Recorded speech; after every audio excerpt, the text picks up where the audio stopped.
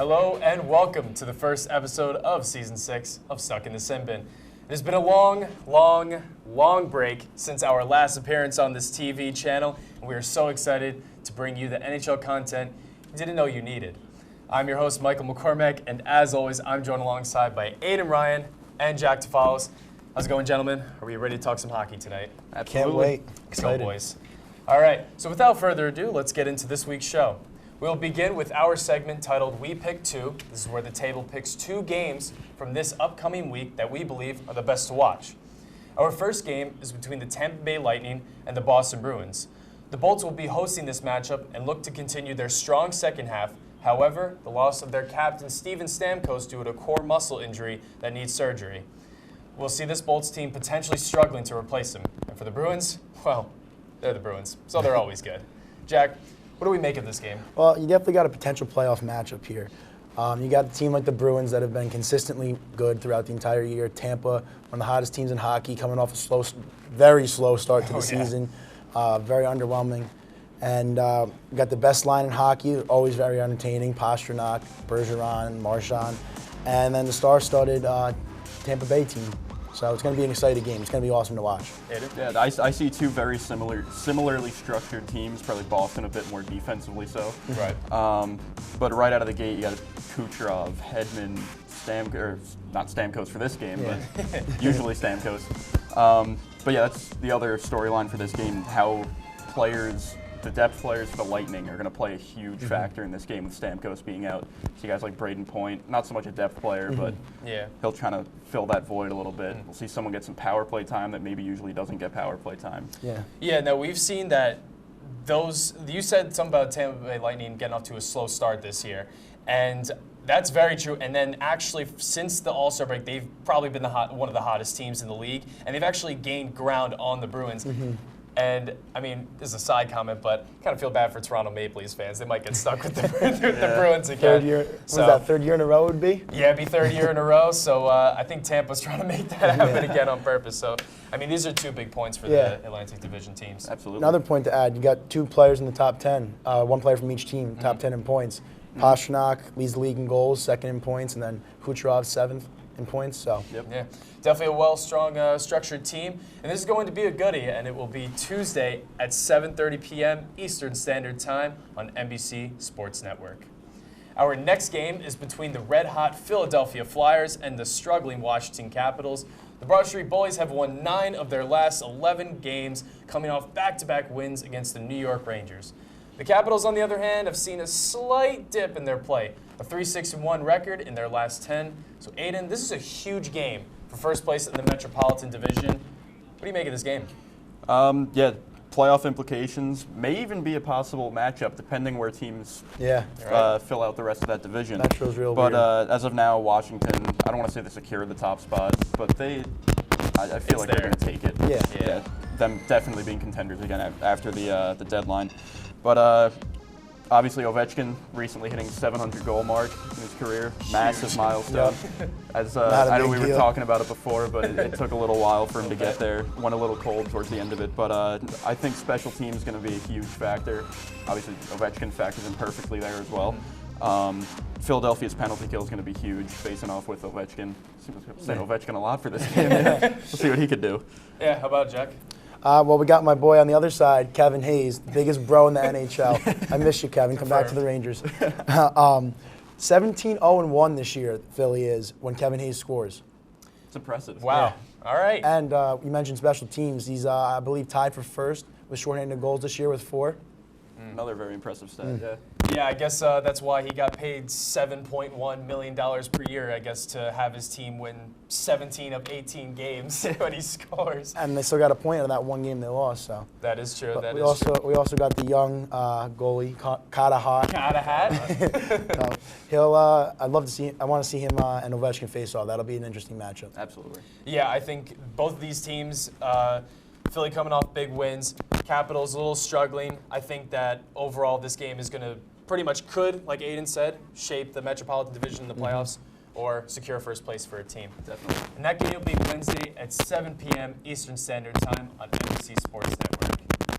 That's all we have for now, but when we come back, Aiden, Jack, and I will break down the 2 winners of the 2020 NHL trade deadline. Don't go away. You're watching Stuck in the Sin Bin on WTOP 10.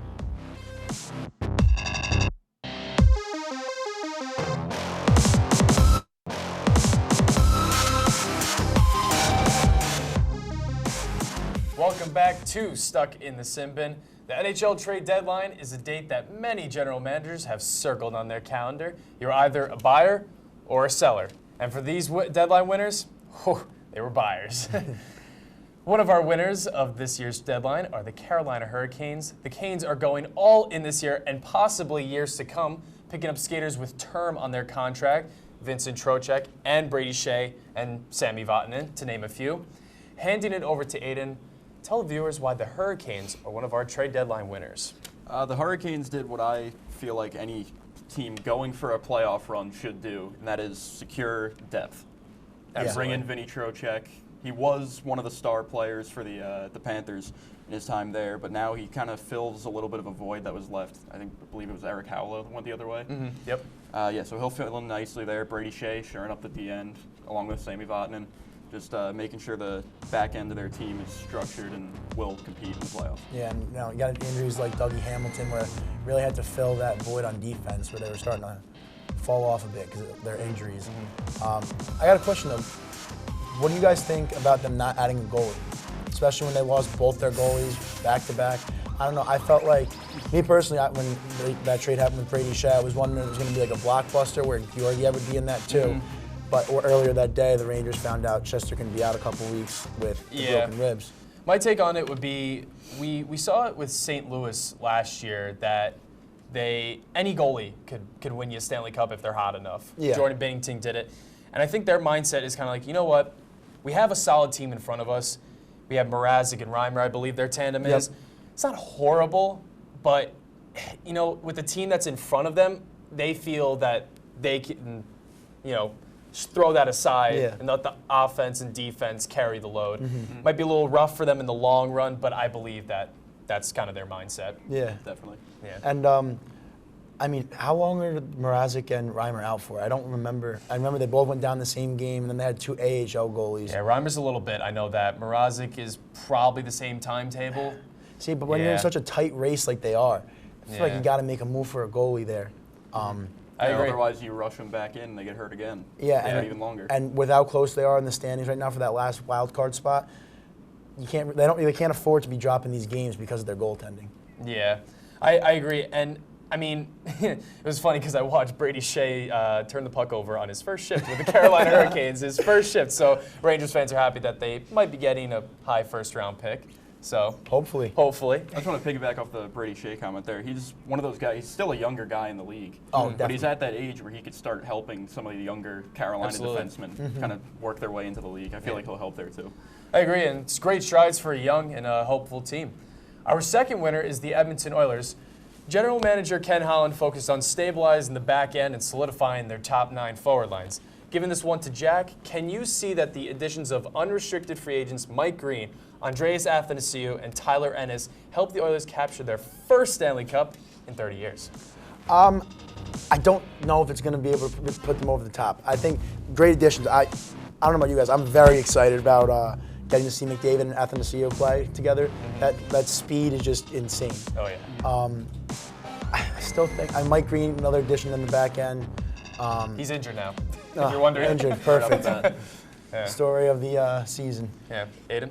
I think they're going to do a great job supporting McDavid. They're going to allow McDavid to play more of his game because when you add more speed players to align with the fastest player in the league, well, I mean, maybe it's Matt Barzal after the All-Star game. But no, when you add players that can skate like Ennis and Athanasiou can to support McDavid, whether they play on the same line or not, they create issues for other teams' defenses. It's just one more decision another team's coach has to make when planning for the game. And one underlying factor about those 2 trades is that both of those players can kill penalties too. Exactly, Athanasiou and Ennis are strong defensive-minded players, and they're playing with McDavid, who you can argue is strong offensively. Yep.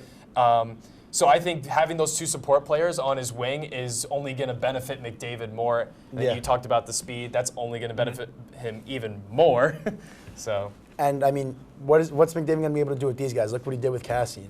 Exactly. Cassie's having a career year. Yeah. guy I never thought would play like that. Yeah. I mean, he's like Little always to vengeance me. on him. Always to me. Yeah. No. My boy Makachuk. No, he's Cassian to me was always like a third, fourth line guy, and then all of a sudden he's playing first line with McDavid. Yeah. And like you said, having a career year, got a nice hefty contract, Oh, yeah. paid him well.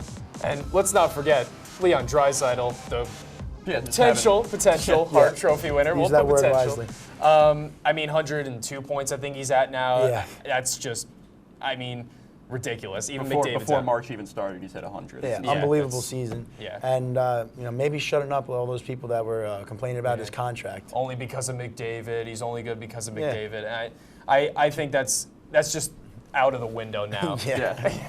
I mean, He's a beast. Like, Yeah. He's a German tank, pretty yeah, much. especially his performance when McDavid went down for a little bit. Still putting up points, still dominating. Yeah. It's fantastic insight, gentlemen. And those are our trade deadline winners. When we come back, Aiden, Jack, and I will become NHL coaches for a few minutes and give advice on what we believe is the best route for these coaches. We'll be right back on Stuck in the Sin Bin.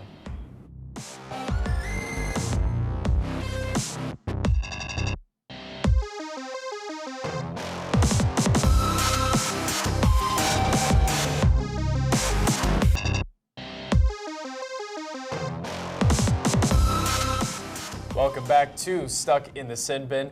Usually on this show, we search the hottest news in the NHL and find a pressing team situation, then focus on what the team's general manager should do to positively impact the team. However, this time around, we'll focus on what the coaches should do in that same situation.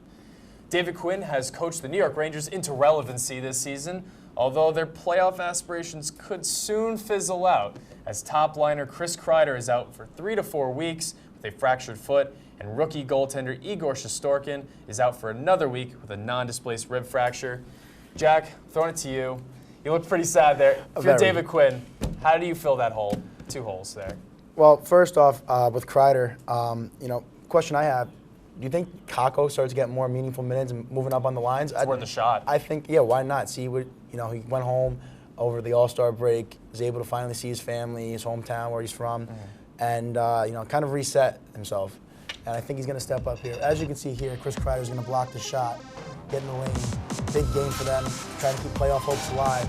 And That was goes a down. heater of a shot. That's he's not close, so Yeah. that hurts. That hurts big Yeah. time. And that's where he broke it. And Yeah. Aiden, what are we feeling? Yeah, I agree on the same lines as Jack. I feel like it's a huge opportunity for Kaapo Kakko. Maybe to find a little more stability. Maybe not playing the top line, but maybe get a bump up. And, Second line. Worth a shot, honestly. Playing with Panarin. Playing with Panarin and Strome. See what happens. that'd be an exciting combo. I mean, with the way that I saw Strome playing today, I'd be willing to put anybody in that center spot because, wow, he was brutal. Yeah. Kakko, I feel like it'd be a good addition to the top line, but he's worked really well with Hedl, and we've seen what Hedl looked like when he jumped up on the wing. That kind of displacement from Kakko looked kind of rough, and Hedl was probably one of the worst Rangers in the past 3 games. Yeah. In the Montreal game that they won. So it's tough. Aiden? Yeah, I feel like maybe this is time to reunite them. See, at this point, you just got to see what happens when you start juggling lines. Put the lines in a blender, see what happens. But at the same time, they have been playing pretty decent hockey as of late.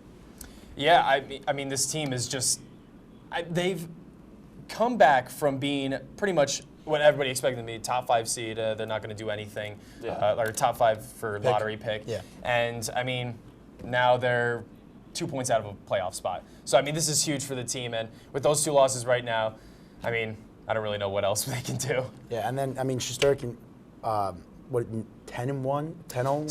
Something ridiculous like Something that. ridiculous like that. The guy doesn't know what losing is. It's Yeah. It's not in his vocabulary. He just does not lose. He just plays games and wins. Yeah, I don't remember what his exact record was, but like the guy's lost 15, 20 games. I mean, I might be lowballing it there, but like the past 5 years or something like that. It's insane. I think if you're reading an Igor Shesterkin essay, there just wouldn't be the letter L anywhere in the essay. I think because that's how many few losses he's taken. Yeah, and he really was a big boost in this Rangers run they've been on Absolutely. as of late. Yeah. And he goes down, they lose these 2 big games to Philadelphia.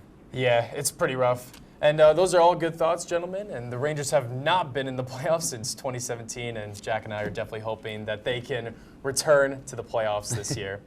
Our second scenario comes from Toronto, where the Maple Leafs have had an infinite amount of injuries back in November. Sheldon Keefe was appointed head coach after Mike Babcock was unable to get his team off to a strong start. And under Keefe, the Leafs have been okay, but have definitely not been playing up to Stanley Cup contention. Yep. Aiden, with the deadline pass and the regular season soon ending, what can the Leafs do to take this injured roster of subpar defense to the playoffs? What I see with the Leafs is a team that's just not fully bought into the coaching staff and what they're asking Absolutely. of the players. So I don't believe this is on the coaching staff. I don't believe it's on Sheldon Keefe at all.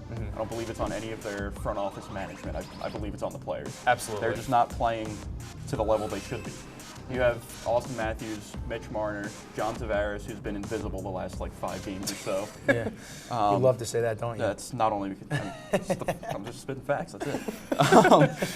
But yeah, they just need to figure out a way to start playing to the top potential that all these players are capable of. Because when these players are firing on all cylinders, this is a scary team to watch. I mean, Absolutely. teams would kill to have just one of those kind of players on Exactly. the team. Absolutely. Marner, Those are Tavares, all players you Austin build teams Matthews. around. It's Exactly. $38 million in cap space in those players. You know, Aiden, I think you'll like this. Was the Tavares signing a bad signing for Toronto? I agree. I don't know if it was bad. I think it I don't was. know that it was a bad signing, giving him the captaincy. Yeah, I don't believe Yeah. it is. That was definitely a wrong move. But yeah. with that money they gave him, they had 3 young, very good players, Marner, Matthews, and Nylander. And then they got Morgan Riley, too. They got to pay all these players. And Tyson Barrie, now Yep. they have no money to commit to their defense. And that's where they're struggling immensely. Their defense is abysmal. I mean, they got these injuries now. Guys like Timothy Liljegren, he's got to step up. I wanted the Rangers to take him back in that draft. I wanted him to keep falling to them. Obviously, I'm happy they didn't because they ended up taking Hedl. But Yeah. Nice. Aiden, you have a pretty good stat about the Toronto defense. Yeah, so their 6 starters right now, 5 of them all played in the 2018 Calder Cup. That's not good. Yeah, that ain't good. That's a minor league defense right there. Yeah. And I want to build off one of the points. I'll backtrack a little bit. We were talking about Austin Matthews and players not bought into the system. Now, I don't want to be the Toronto media and be like, oh, this is like another Phil Kessel situation, but I kind of feel like it is where, maybe Austin Matthews is kind of a little lazy, maybe Nylander's taking like a shift off, and they're not, like you said, fully bought in to the Toronto style of play.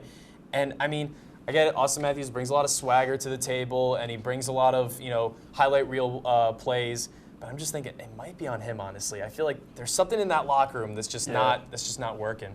Well, when you're the young star of the team, especially when you're a center, you got to play a two-way game. And go back to this captaincy thing. Maybe he's a little hurt over not getting the captaincy. Maybe. Giving it to Tavares. I don't know. He was there, and this guy just comes in, now he's getting the captaincy. I don't know. I could see him being hurt and not giving it his all like he should be. Yeah, a lot of players can kind of hide behind their point totals, and I think Austin Matthews might be doing that. That's all interesting takes, and we will have to wait and see what Blue Line concoction Chief Keef will brew up for his Maple Leafs. That is all for Be a Coach, and when we come back, Jack and Aiden will give us their weekly hot takes.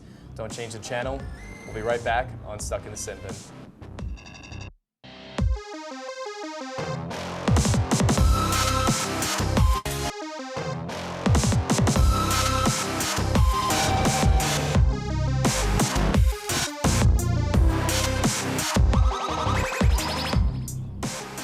Welcome back to Stuck in the Sin Bin.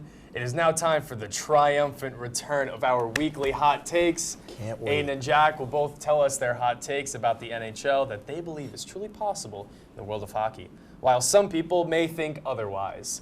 And for the record, we do not know what the other person's hot take is. So first up is Jack. What do you gotta say, Skip? That Trouba take was pretty brutal. Islanders one's not looking as bad as I thought. Yeah, that's true. How are you going to redeem yourself with this take? All right. Artemi Panarin will win the Hart this year.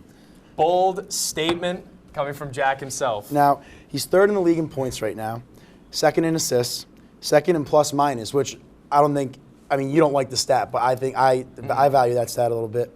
And the difference. Look at the difference in the team from last year to this year with the addition of Artemi Panarin. It's insane. He contributes to almost 40, maybe over 40% of the goals that they have. He leads like almost every 5-on-5 stat for points and things along those nature in the league. He's winning the heart. If the Rangers make the playoffs, he's winning. I mean, you're right in the fact that you say that the most valuable player wins the heart, and I mean he has been the most valuable. I'm a Rangers fan, you know that, but I just don't see him being Draisaitl. I don't know. I think Zibanejad, is just as valuable as Panarin is. I make that point a lot. Like, look at how like they got 2 players in the top 5 in points. The Oilers. You got Draisaitl 1 and McDavid, and he's fallen a little bit because the injuries 4 or 5 now. And I've been saying, like, how is that one person way more valuable to a team when you're that close in points? Yeah. But then I saw a stat that, like, I didn't take into account that Zibanejad was hurt, and he has they've contributed, like, the 2 of them have contributed to a high percentage of the points. Yeah, I mean, you look like you're going to go at him there. I just don't see why. I don't see why Panarin deserves the heart. I mean, great player, hands down, one of the best. Deserve. You don't think he one deserves? One of the best offense. I don't think he deserves it this year. I don't think he deserves it. I think Draisaitl, I think, secured it while McDavid was out. I don't think there's any question about it. It's not up for discussion. Not up for discussion. Wow, not up for discussion. I think someone's still a little upset that Panarin took a little less money to go play for the other team's rival. I don't know. I'll take the playoff experience. I'll take the playoff appearance. Now we move on to Aiden's takes. All right, whose takes have actually been shaping out to be quite true. Aiden, give us your hot take. Elvis Merzlikins has a chance to win the Calder if Columbus makes the playoffs. No. That is no. I'm not. I don't see why it's an argument because, I mean, obviously Quinn Hughes and Cale Makar, the Avalanche, they're hands down. They're hands down. It's not even close. It's not even a third option. How are you going to throw this guy in when they're playing the way they've been playing all year, and this guy comes in a month ago? Elvis Merzlikins came into the league, took the starting job when I believe Korpisalo went down with an injury. Correct. Won 12 of his first 15 games. In the first 10, he went 9-0-1, I believe. His goals against average has stayed below 2.5, save percentage above .915, both tremendous numbers in his first 20 games of NHL experience. So why isn't Igor a contender then? Oh. Because that is a good point. But Igor is not. I don't see him as valuable. Are you out of your mind? To his team. Are you out of your mind? To his team. To his team. Look at the Rangers turned around when Igor took over. Are you joking? They went on this run. We're the hottest team in hockey, and no, you're out of your mind. Not as valuable. That's exactly what. Look what happened when he went down. Now he's out for 2 weeks, and the Rangers get blown up by the Flyers. If Merzlikins is not a part of this Jackets team right now, the Jackets are sitting in the bottom 10 in the standings. All right. Unfortunately, while that was getting hot, that is all the time we have for this week's episode. But I think we gave all the viewers out there a lot of content to think about and discuss amongst themselves. For Aiden Ryan and Jack Tafalos, I'm Malcolm McCormack, and we'll see you right back here next week. Same time, same place. Thank you so much for watching.